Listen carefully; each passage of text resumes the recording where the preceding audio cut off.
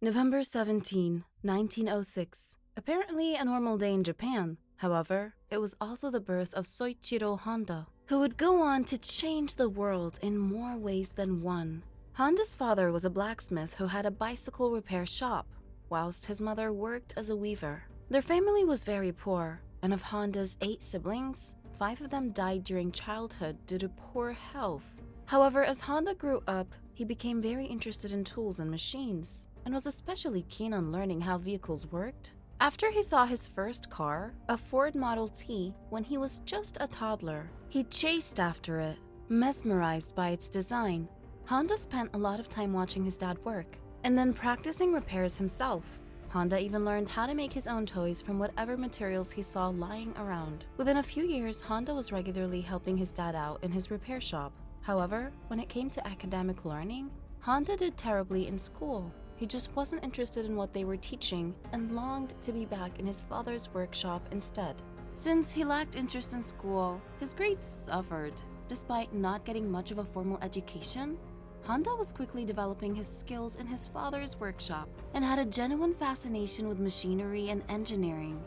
In 1922, after finishing school, Honda spotted an advertisement in a newspaper for a car servicing company named Art Shokai. The ad said, "Assistant wanted for auto repair shop in Tokyo." He figured that if the company could afford to be running ads like this, maybe they'd have spaces available for apprenticeships for young men like him wanting to get into the trade. So at the age of just 15, he decided to leave home in search of a job and headed to Tokyo.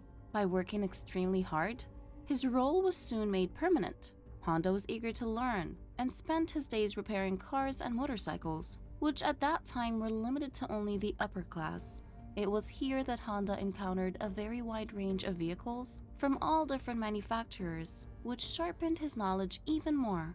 Honda would always take a lot of care in examining each vehicle assigned to him for repair, and on his work breaks, he'd read whatever car-related magazines he could get his hands on. It wasn't long before Honda was not just repairing vehicles, but designing spare parts as well. Given that Honda was doing a lot of great work for this company, one of the owners named Yuzo took it upon himself to educate Honda about the business side of the trade as well as the technical side. Yuzo was the ideal mentor for Honda, and it was him who introduced Honda to the world of motorsports. In 1923, Yuzo had decided to begin manufacturing his own race car, and he asked Honda to help him out with building it. Their second design, which they named the Curtiss, ended up winning the 1924 Japanese Motor Car Championship. Honda was on board as the accompanying engineer, and this victory at a young age, both winning the race and the thrill of helping to build something like this, was a feeling he'd never forget.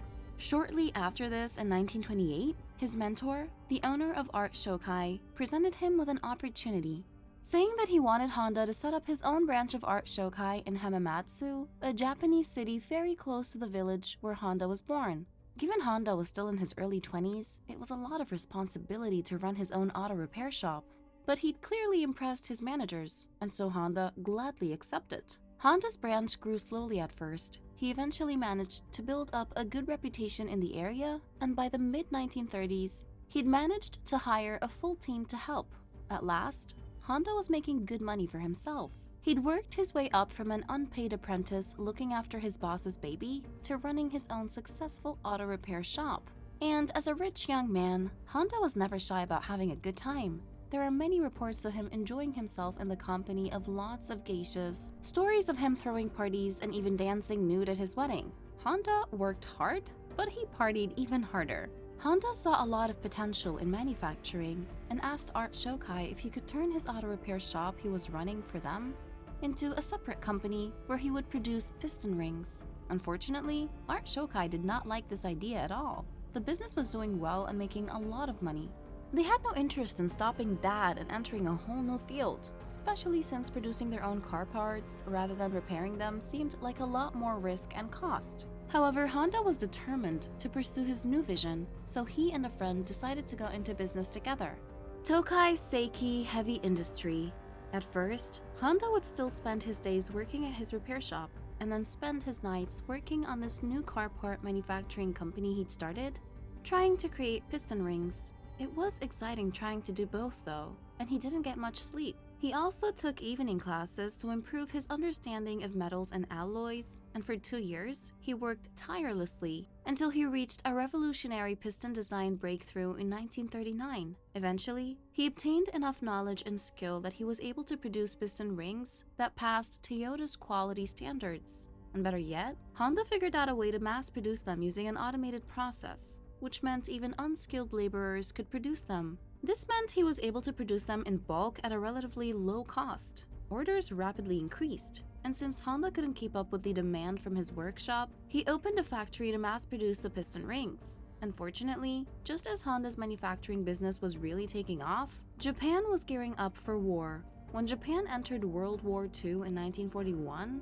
many of Honda's male employees were called for military service, leaving Honda's plant with lots of vacant positions. The war also meant that there were a lot of supply shortages, and Honda had difficulty sourcing materials. When enemy planes dropped fuel cans out of the sky, Honda would tell his employees to look for the fallen cans as they could still be used for manufacturing.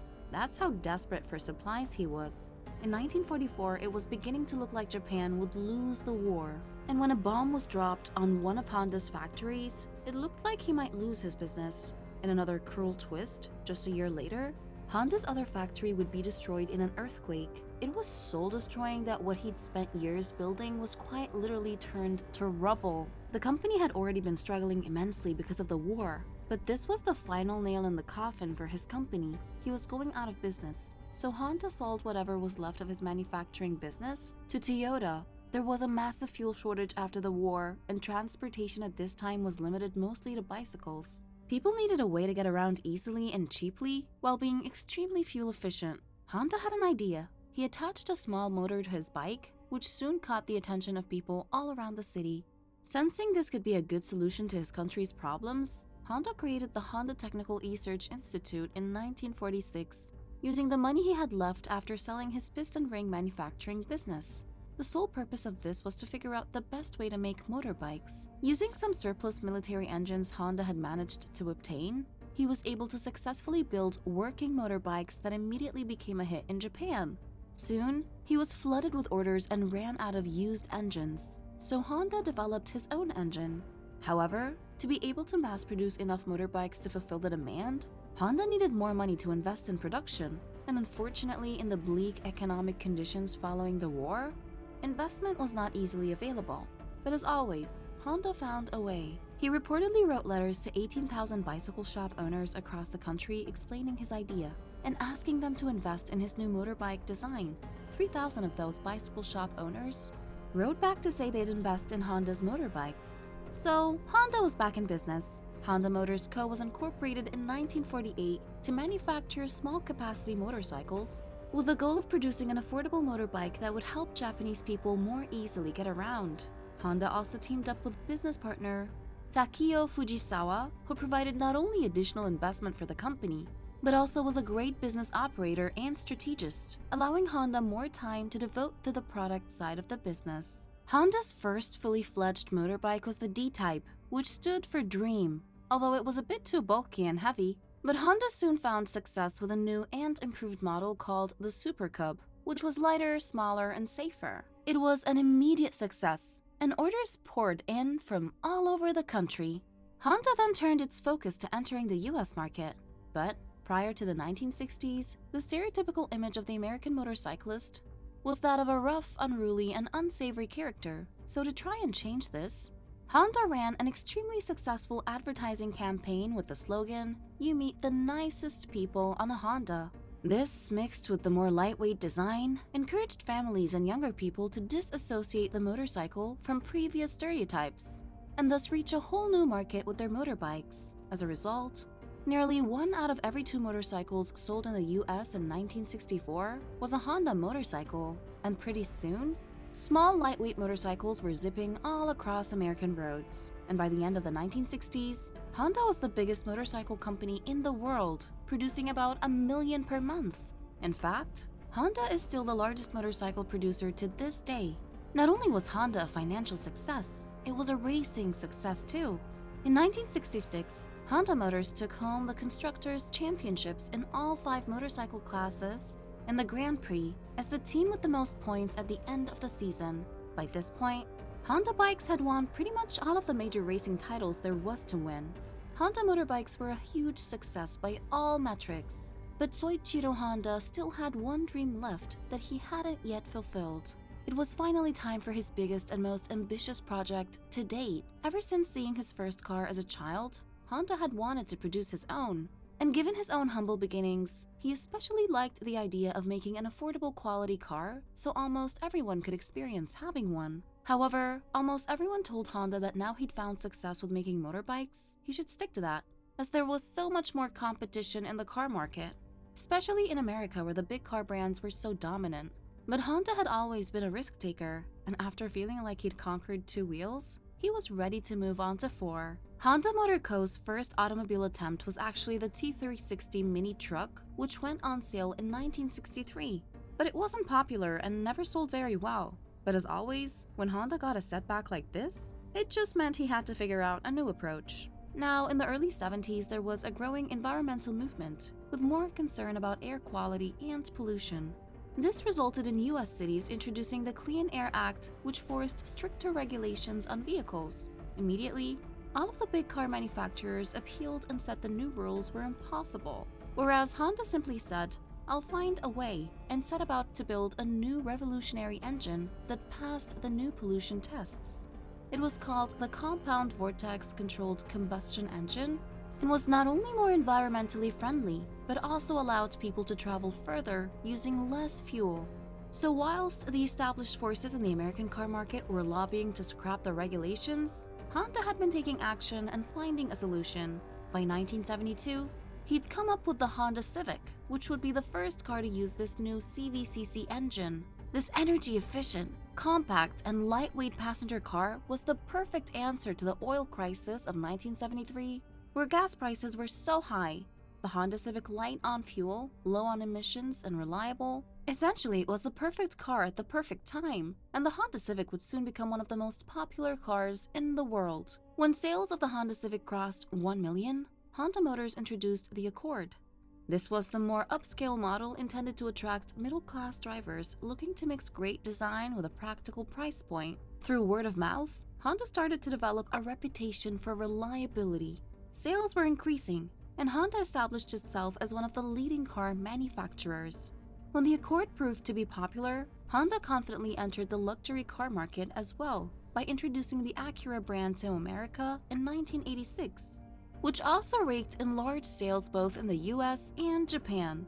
Honda now had multiple different offerings for different types of consumers, all of which were selling well. Thus, by the end of 1980s, Honda was the 3rd largest car company on the planet. After grappling with liver failure, Soichiro Honda succumbed to the disease and died in 1991. Upon his death, he held an estimated net worth of $92 million. In total, he'd registered over 150 different patents for different inventions. He had 3 sons, but none of them inherited the company. Honda and his business partner believed in meritocracy instead of nepotism, and that a business will survive when handled by highly skilled professionals rather than unskilled family members. Despite the massive loss of its founder, Honda Motors went on to conquer the American market through comprehensive reorganizations, improved automobile designs, and innovative marketing efforts. Of course, still to this day, Honda Motors is one of the leading global car manufacturers and has gone on to expand into all kinds of new products, from jets to robots. It's crazy, really, as Honda's life started out so bleak with just a simple curiosity and love for working with tools and machines. But Honda knew what he wanted, and he committed to it. He took action and adjusted his approaches when things didn't work out as he had expected. He understood that if you make a superior product, people will buy it, and he worked tirelessly to make that happen. Thanks for watching, and until next one.